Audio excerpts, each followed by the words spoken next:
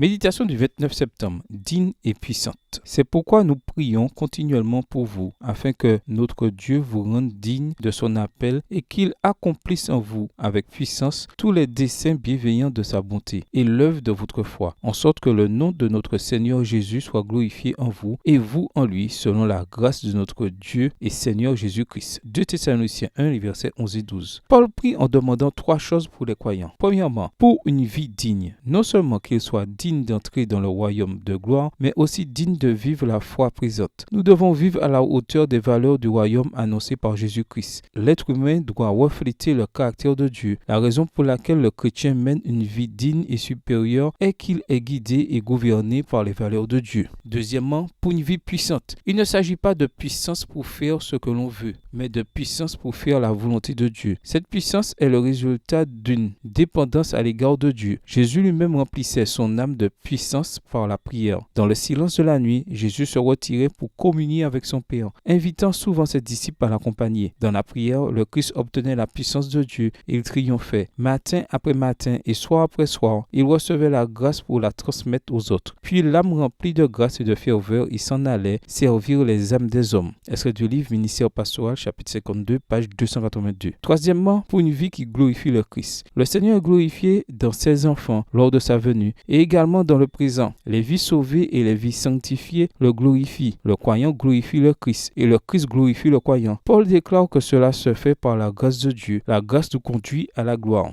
Ellen White nous dit que Jésus voyait en chaque âme un être devant être appelé à son royaume. La sympathie profonde qu'il savait manifester lui gagnait les cœurs. S'il se retirait souvent sur la montagne pour prier dans la solitude, ce n'était là qu'une préparation pour les travaux de la vie active au milieu des hommes. Après ces moments, il allait soulager les malades, instruire les ignorants, briser les chaînes dont Satan liait ses captifs. Extrait du livre Jésus-Christ, chapitre 15, pages 125 et 126. Il n'y a aucune vie qui soit digne, puissante et qui glorifie Dieu, mais nous construisons sur la communion pour être accomplis dans la mission. Bonne journée à vous et que le Seigneur vous bénisse.